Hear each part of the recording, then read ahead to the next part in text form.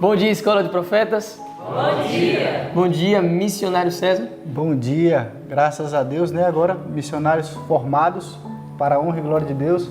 Bom dia, povo de Deus. Bom dia. Bom dia você de casa também que está nos assistindo. Que Deus esteja na sua mente nesse momento para que você possa ouvir louvor ao nosso Deus. E iremos começar com uma oração. Amém? Então vamos orar? Pode orar.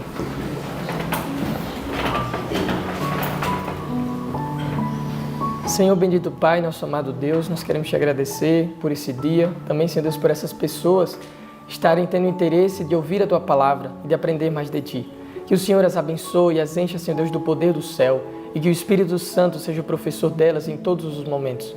Que através da Tua palavra elas conheçam mais a Ti e que cada um de nós venhamos a amar o Senhor cada vez mais. Pedimos que o Senhor fique conosco nesse dia, que Ele seja repleto de bênçãos, Pai. E pedimos que o Senhor continue abençoando essa pessoa que está sempre acompanhando aqui os estudos feitos na Escola de Profetas através do ano bíblico e que elas continuem crescendo em graça e em sabedoria e em estatura diante de Ti. É o que eu te peço, meu Deus, em nome de Jesus.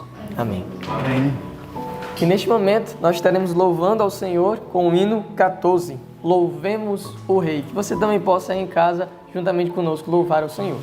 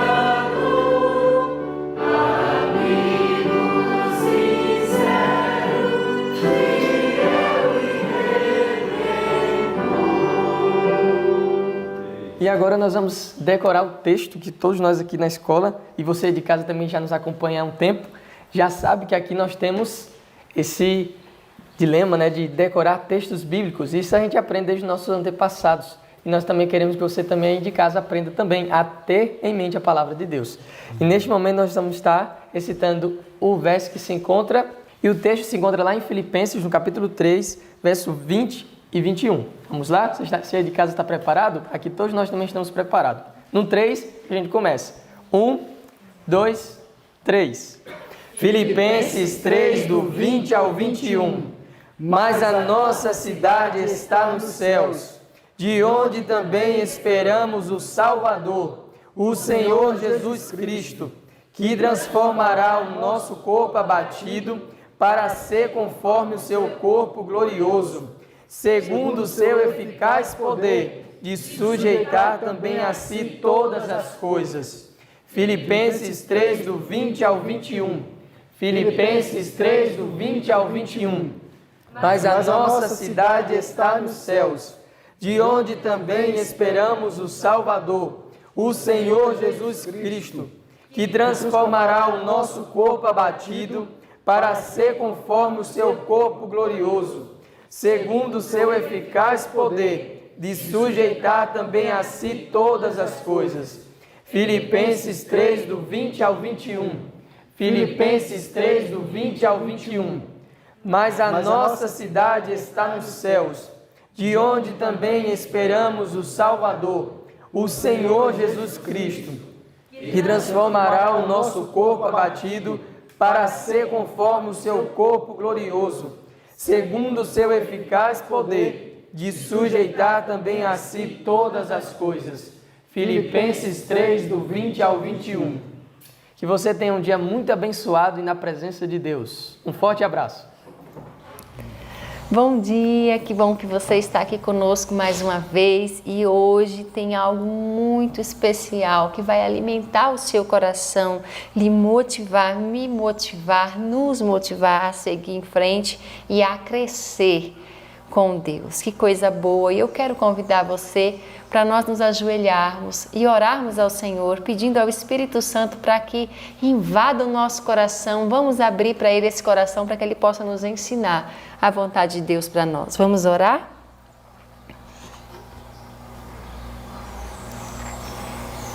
Querido Pai, muito obrigada, Senhor, pela chance e a oportunidade de compartilhar a Tua palavra com todos esses nossos irmãos que estão nos assistindo, Senhor.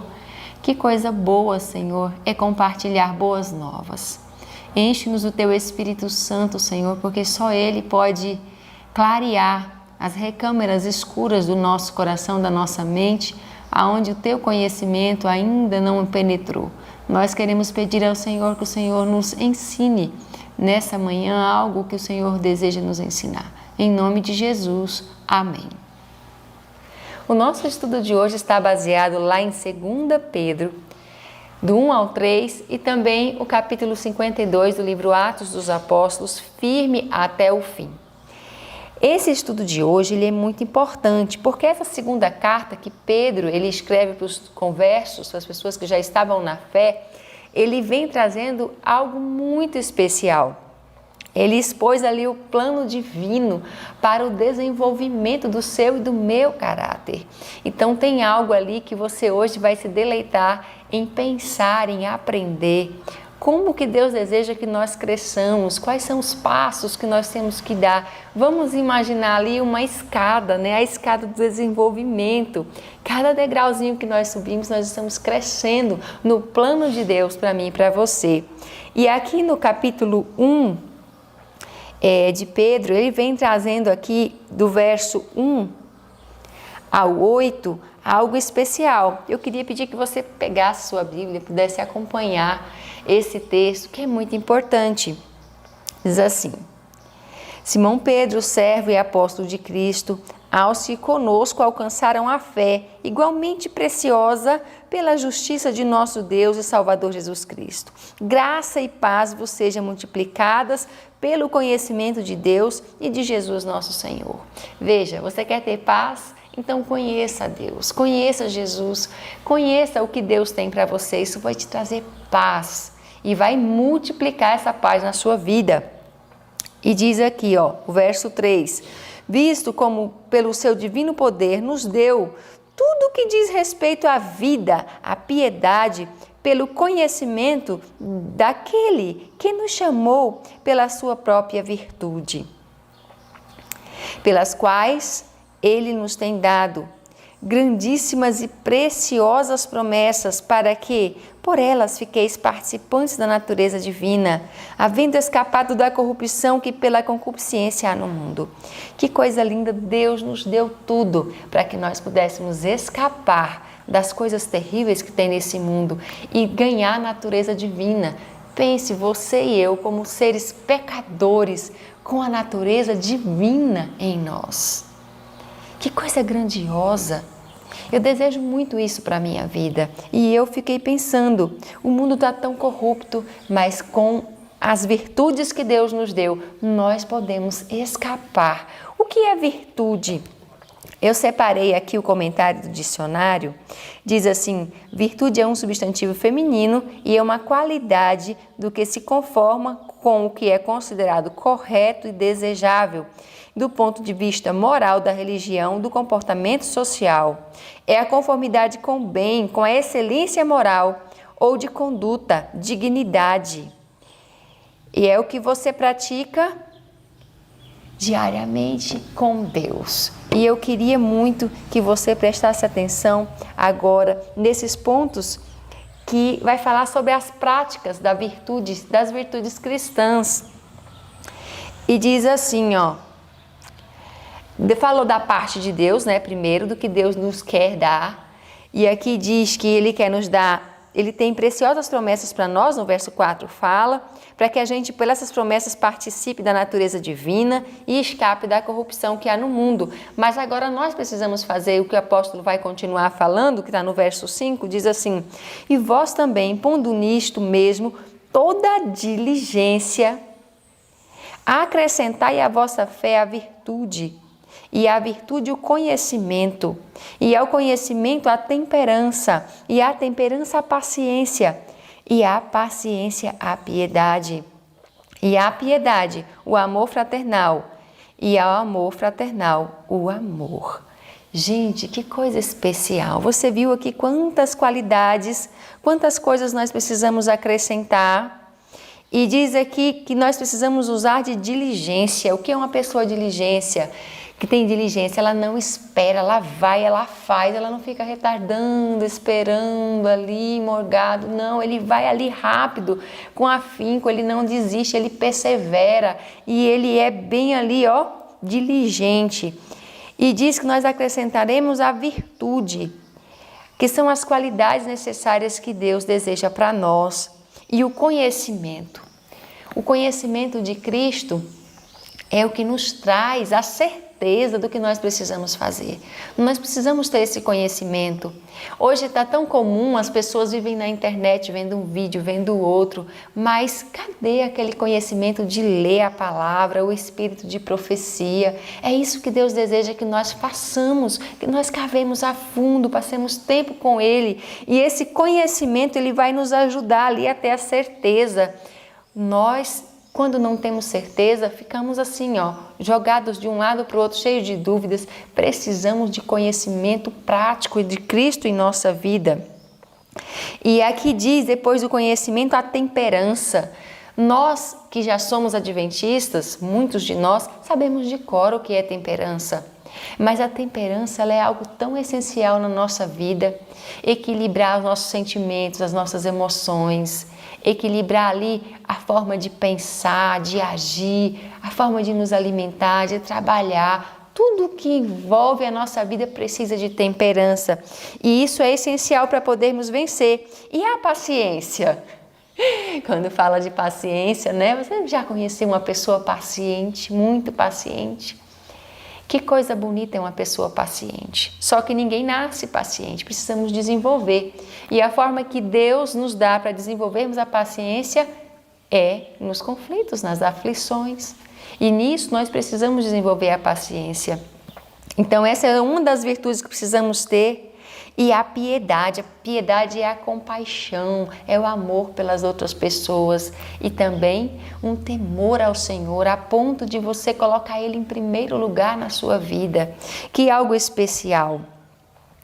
Então diz aqui também do amor fraternal, e o amor fraternal, o amor que envolve todas as coisas. E no verso 8 fala, porque se em vós houver a abundância dessas coisas, não vos deixarão ociosos nem estéreis no conhecimento de nosso Senhor Jesus Cristo. O conhecimento de Deus, ele não é algo que você lê, aprende e fica consigo. É algo que nós temos que praticar. É algo que nós temos que fazer para que isso não fique só em nós, mas fique também para outras pessoas. Isso vai sendo ali acrescentado dia a dia.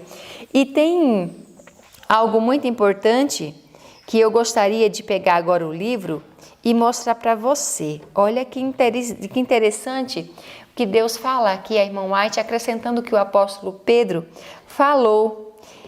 Isso é fundamental. E Deus quer nos dar isso. E aqui no parágrafo que começa assim, ó, Deus tem chamado um povo para a glória e virtude. Lá mais embaixo fala assim, ó, para Deus a glória é conceder Ele sua virtude a seus filhos. Ele deseja ver homens e mulheres alcançarem a mais elevada norma E quando pela fé se apegarem ao poder de Cristo, quando pleitearem as suas infalíveis promessas, considerando-as como suas com persistência, buscarem o poder do Espírito Santo, que não lhes será negado, então se farão completos nele. Ai, eu achei isso tão especial.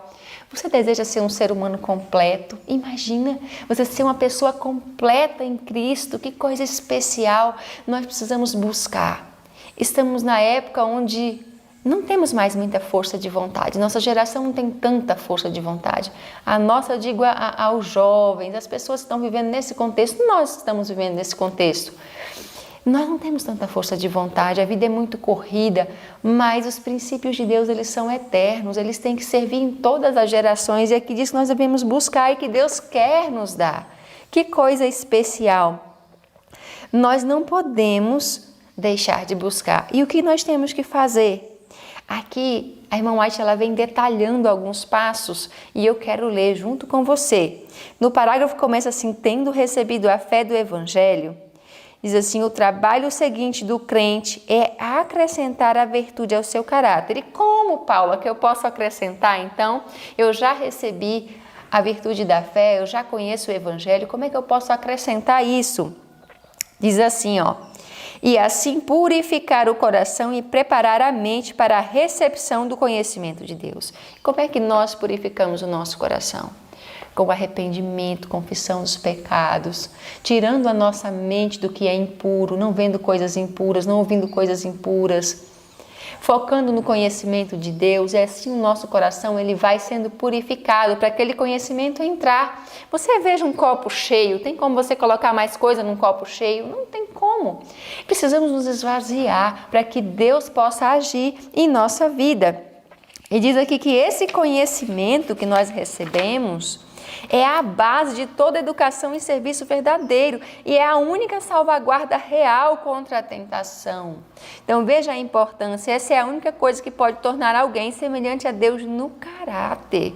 Então o conhecimento de Deus ele é essencial e não é um conhecimento superficial, é um conhecimento prático, e para isso nós precisamos purificar o nosso coração com arrependimento. E Pedro, ele sabia do que ele estava falando. Pedro tinha passado por esse processo com Deus, esse crescimento na graça. Ele tinha passado, ele tinha vivido, ele tinha visto seus defeitos, ele tinha superado, e Deus quer fazer isso conosco. Agora, talvez você pense assim: mas o que eu posso fazer? Talvez você se sinta fraco, talvez você não tenha conseguido. Olha o que Deus tem para dizer para você. No parágrafo começa: ninguém precisa deixar de alcançar em sua espera a perfeição do caráter cristão. Pelo sacrifício de Cristo foi tomada toda a providência para que o crente receba todas as coisas que dizem respeito à vida e à piedade. Deus nos convida a alcançarmos a norma da perfeição e põe diante de nós o exemplo do caráter de Cristo.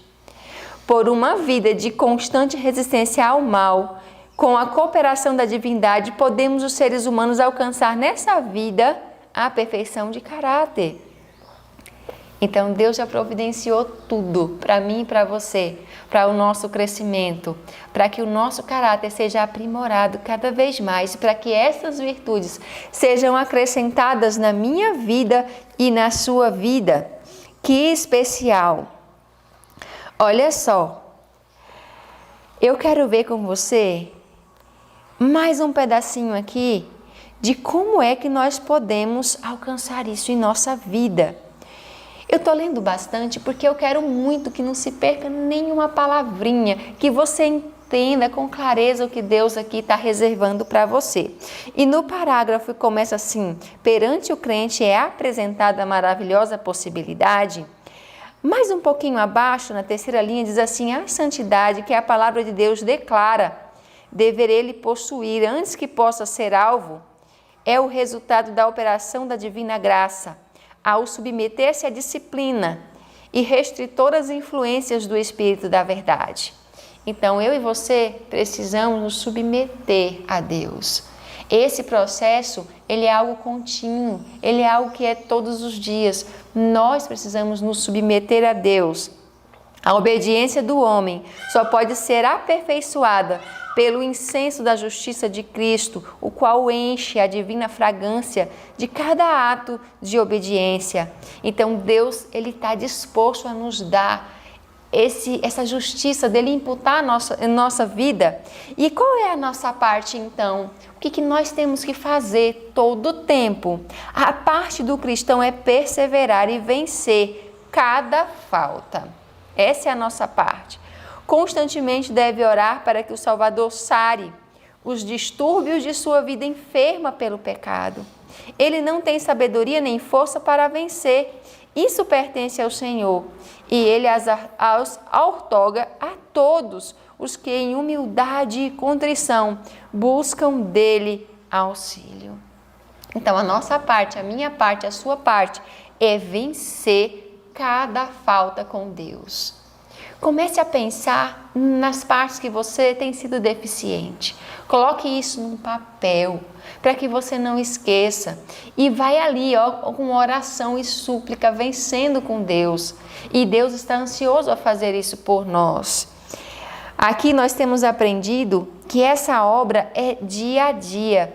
Deus providencia para mim e para você todos os dias força para vencer, graça para vencer. Existe graça no santuário celestial, só esperando eu e você buscarmos. Lá em Hebreus capítulo 4, do verso 14 em diante, diz que nós devemos nos achegar confiadamente junto ao trono da graça para recebermos misericórdia em ocasião oportuna. O nosso Jesus está lá ainda no santuário celestial para nos dar essas virtudes, essa graça. E diz: o nosso Salvador está sempre pronto a ouvir e responder à oração do coração contrito, e graça e paz são multiplicadas aos seus fiéis seguidores. Precisamos desenvolver perseverantes hábitos corretos.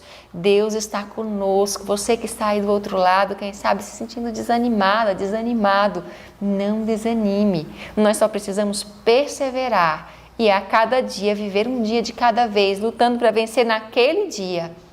E amanhã Deus já está provendo para mim e para você vencer também.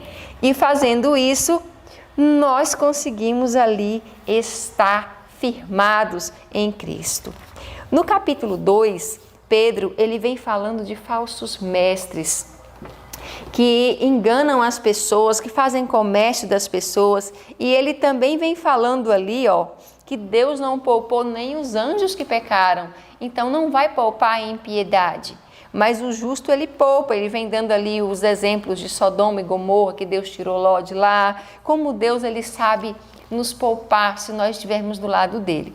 E nós vemos aqui no verso 19, algo que diz assim, que esses falsos mestres prometem liberdade, sendo eles mesmos servos da corrupção, porque de quem alguém é vencido, o tal se faz também servo.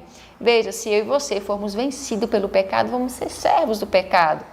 E eles dizem que são livres, prometem liberdade para as pessoas, os falsos mestres, mas na verdade são escravos da cobiça, da corrupção. Nós precisamos entender isso também. Então, na providência de Deus, Pedro foi levado para dar seu último testemunho em Roma. Ali pelo momento que Paulo foi preso pela última vez, o apóstolo Pedro foi levado para lá. E quando ele estava na prisão, ele não parava de pensar nas palavras de Cristo, fortalecendo a sua fé. E aqui diz que Pedro, como estrangeiro judeu, foi condenado. Naquela época ali era o Nero, o carrasco, o governador ali, o César da época, e foi condenado a ser açoitado e crucificado. Nessa perspectiva terrível de morte, o apóstolo lembrou o seu grande pecado de haver negado a Jesus na hora de seu julgamento, não preparado. Então, para reconhecer a cruz, considerava agora uma alegria entregar a vida pelo Evangelho, sentindo tão somente que para ele, que negara seu Senhor, morrer da mesma maneira que seu mestre morrera, lhe era uma honra demasiadamente grande. Pedro havia se arrependido sinceramente daquele pecado e tinha sido perdoado por Cristo, o que revelava pela alta missão a ele dada para alimentar as ovelhas e os cordeiros do rebanho. Ele, porém, nunca pôde se perdoar a si mesmo. Nem mesmo o pensamento das agonias da última e terrível cena puderam diminuir a amargura de sua tristeza e arrependimento. Então, como último favor, rogou aos seus algozes que fosse pregado na cruz de cabeça para baixo. O pedido foi atendido e dessa maneira o grande apóstolo Pedro morreu e entregou a sua vida. E o sangue dele, junto com o apóstolo Paulo, foi ali regando o solo e nascendo muitos outros mártires, né?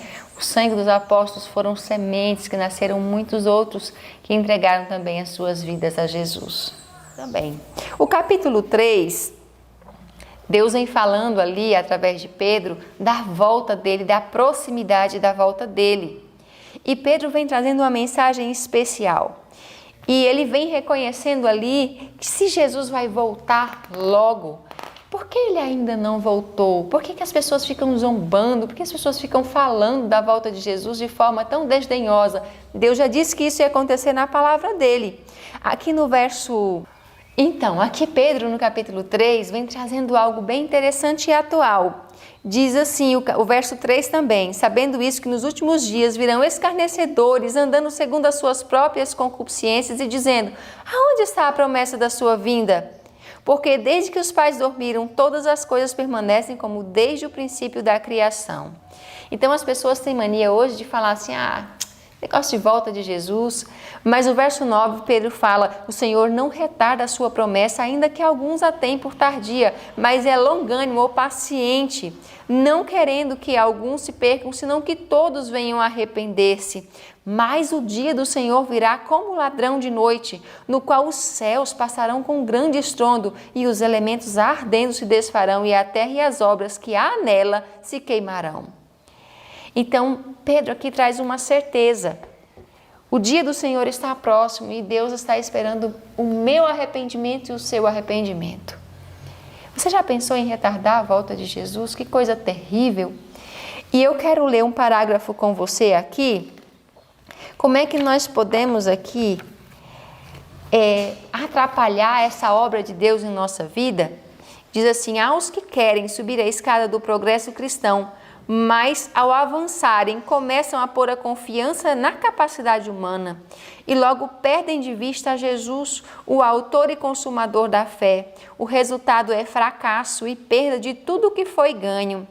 Verdadeiramente lamentável é a condição dos que, perdendo-se no caminho, permitem que o inimigo lhes roube as graças cristãs que lhes estiverem em desenvolvimento no coração e na vida. Aquele em quem não há estas coisas, declara o apóstolo, é cego e nada vendo ao longe, havendo-se esquecido da purificação dos seus antigos pecados. Então, Satanás ele fica ali no nosso encalço querendo roubar as graças cristãs. Nós não podemos perder de vista Jesus, porque senão nós vamos perder e o resultado é fracasso, diz aqui, de tudo que foi ganho. Ai, que Deus tenha misericórdia de nós, que Deus nos fortaleça, que Deus nos ajude a limpar o nosso coração todos os dias e a acrescentar essas virtudes que Deus tanto nos quer dar. E eu quero finalizar aqui com o verso de Pedro, que ele fala aqui, se tudo vai acontecer dessa forma, então como é que nós temos que viver? Olha só, aqui no verso 11 fala assim, havendo pois de perecer todas essas coisas, que pessoas vos convém ser em santo trato e piedade, aguardando e apressando-vos para a vinda do dia de Deus, em que os céus em fogo se desfarão e os elementos ardendo se fundirão? Mas nós, segundo a sua promessa, aguardamos um novo céu e uma nova terra em que habita a justiça. Por isso, amados, aguardando essas coisas, procurai que dele sejais achados imaculados e irrepreensível e em paz. Essa é a vontade de Deus. Nós temos preciosas promessas. Nós não podemos deixar que Satanás roube de nós a chance e a oportunidade. Que eu e você possamos fazer um concerto com Deus. Senhor, eu estava descuidado, eu estava descuidada, mas agora eu quero colocar essas virtudes em prática na minha vida. E eu quero convidar você. O que está faltando? Pense, coloque no papel, coloque isso como prioridade na sua vida. Nós precisamos buscar a Deus. O tempo está acabando, você e eu sabemos disso. O mundo está gritando, dizendo que a volta de Jesus está próxima. Nós não podemos nos acostumar, temos que ser diligentes, fervorosos, buscando ao Senhor. E eu quero te convidar para orar comigo nesse momento. Vamos orar, vamos pedir a Deus que nos abençoe, que nos dê visão espiritual, que nos dê diligência, força, coragem, que nós possamos perseverar. E Jesus falou, aquele que perseverar até o fim, este será salvo. Vamos orar, vamos pedir isso ao nosso Deus. Senhor Deus, assim como o Senhor ensinou a Pedro, mostrou a ele essa orientação tão preciosa, Senhor, para o nosso caráter, para a edificação do caráter, para te servirmos de maneira mais completa. Coloca em nós, Senhor, a natureza divina.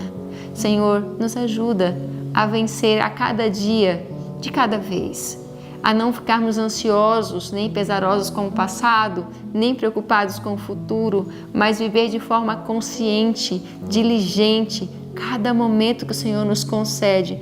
Ah, Senhor, como é precioso estar vivo e podermos aprender de Ti, na Tua palavra, coisas para a nossa mudança, coisas para a nossa regeneração.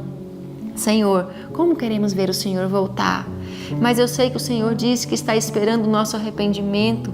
Senhor, nos ajude a ter consciência de não atrasarmos a Tua volta, a lutarmos, Senhor, para sermos filhos fiéis e salvarmos outras pessoas. Peço que o Senhor abençoe essa pessoa que está aí do outro lado assistindo, que o Senhor... As minhas palavras são pobres, Senhor, pobres para expressar a grandiosidade dessa mensagem hoje. Que o Teu Espírito Santo complete, Pai, o que eu não pude falar, expressar, mas que possamos entender, Senhor, pela Tua palavra, o momento crítico que nós estamos vivendo, que nós precisamos fazer. Nos abençoe e nos dê um dia feliz em Tua presença, um dia de reflexão e de crescimento, em nome de Jesus. Amém. Que Deus abençoe você e toda a sua família. Que esse seja um dia muito feliz para você. Até a próxima.